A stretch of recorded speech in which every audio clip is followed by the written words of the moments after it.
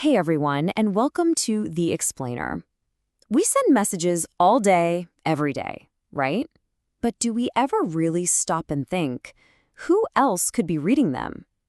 Well, today we're going to talk about the invisible shield that protects our digital conversations, end-to-end encryption. Let's get right into it. Now, just so you know, all the information we're digging into today comes from some fantastic research by Virtualization Options LLC.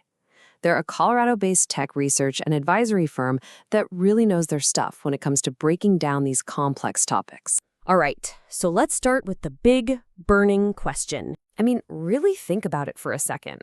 All those messages flying back and forth, the inside jokes, the bank details, maybe even confidential work stuff.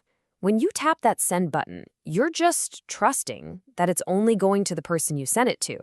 But is that trust always deserved? Well, here's where things get interesting. With a lot of older, more traditional services, the company that runs the app, the provider, they actually have a kind of master key.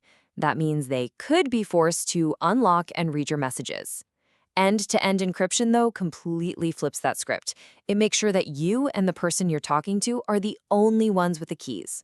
Period. So if that's the problem with some services, what's the solution? Well, that brings us to the hero of today's story, end-to-end encryption, or as you'll often see it, E2E. The idea behind it is actually beautiful in its simplicity. Think of it like this. You put your message in a special box, you lock it with a unique key, and you send it off. The only person on the entire planet who has the matching key to open that box is your friend. Nobody in the middle, not the delivery guy, not your nosy neighbor, not even the company that made the lock, can get a peek inside. And that's what's so powerful. So what does this actually protect you from? Well, it stops hackers or other snoopers from eavesdropping. And this is a big one. It means even if the messaging company itself gets hacked, your private messages stay scrambled and safe. It's all about keeping you in control of your own conversations. Okay, this all sounds pretty amazing, right? But how in the world does it actually work? I know it seems like some kind of digital magic, but really it's just some very, very clever math. So let's pop the hood and take a look. The whole thing is built on a science called cryptography. And that's just a fancy word for the art of making and breaking secret codes.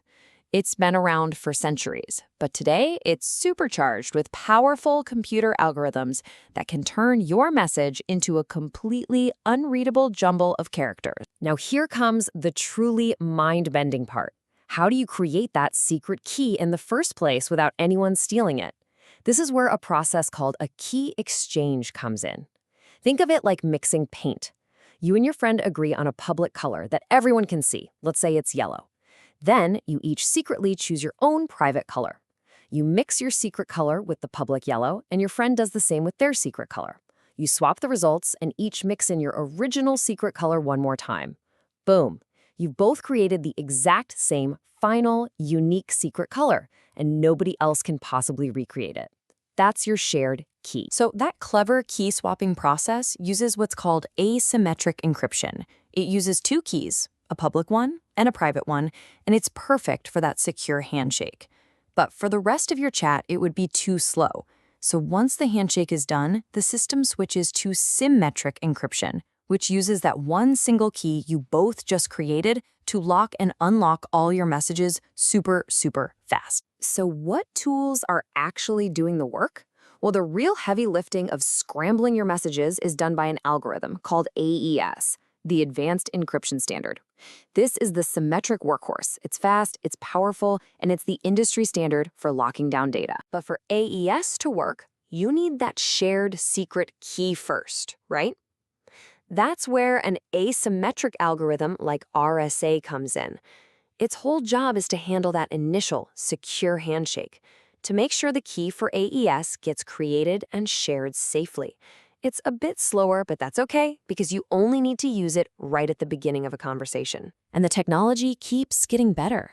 A lot of modern apps now use something called elliptic curve cryptography, or ECC. It basically does the same job as RSA, but it's way more efficient. It gives you the same level of super strong security, but with much smaller keys, which makes it absolutely perfect for our phones. Okay, enough with the technical jargon. Let's talk about where you actually find this stuff out in the wild. You might be using it every single day and not even know it. If we look at the big messaging apps, you can see some really different approaches. You've got WhatsApp, which turned on end-to-end encryption by default for its billions of users. Then you have Signal, which is kind of the gold standard for privacy. It's run by a nonprofit and designed from the ground up to be as private as possible. And then there's Telegram, which offers it, but only if you turn on a special secret chat. It shows there's always this balance between convenience, features, and default security. And this isn't just for texting your friends.